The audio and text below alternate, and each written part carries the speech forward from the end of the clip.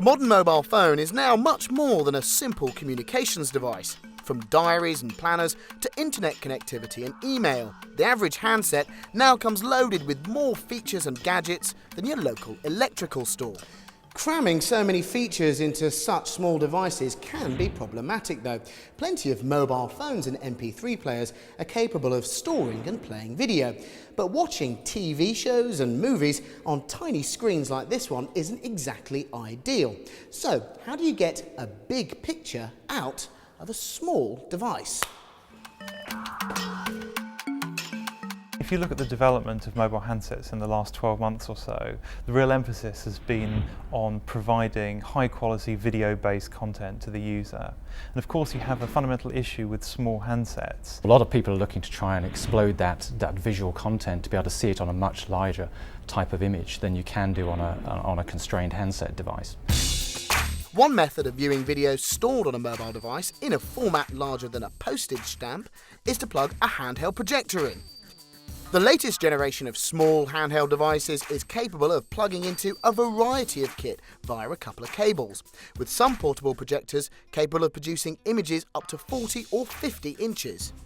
But based on existing LED technology, they do have their drawbacks. Conventional imaging systems that use LEDs that kind of tend to look washed out with certain content.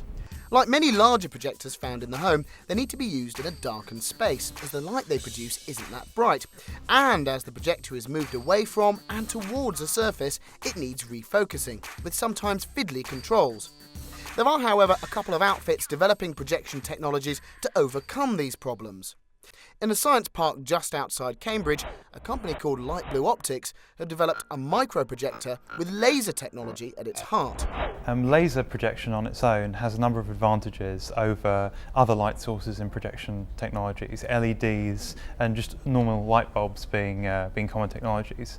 First is the very vivid colour gamut that you get with laser-based technologies. You can get very vibrant, bright colours that are difficult to achieve in a normal way. We take an image and then we do some special maths to it that turn it into what we call a diffraction pattern. We put that onto a microdisplay and then we illuminate that with lasers. And then through a projection lens system you end up with the image formed. And the clever bit about it is because of the way we actually generate that image and the use of lasers, it means that the image is always in focus. So it doesn't matter where you project or what surface you project onto, that image will always be in focus, which is very different than conventional projection systems. The engineers here are also experimenting with interfaces, ways of interacting with a projected image by touching or pointing at the image itself. As well as projecting onto a wall, this system is also capable of projecting straight down onto a surface. The devices seen here are test prototypes. By the time they hit the market, they should be significantly smaller. It'll be something in the first generation product that's about 30 cubic centimetres or this size for the optics. And in the second generation, which we're now starting to work on, it'll be something much smaller, about 5 cubic centimetres, which really means it's about the size of a sugar cube. And that will really enable us to embed that kind of technology into handsets and all sorts of other devices.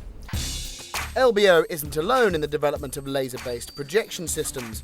On the other side of the Atlantic, American company Microvision is working on its own focus-free laser system, initially for a standalone device with plans to embed similar technology into a mobile handset. Korean manufacturer Samsung has already embedded an LCD projector into a mobile phone. So, the race is on. Plans are afoot to release standalone micro-laser projectors later this year, with smaller units grafted into mobile phones appearing in 2010.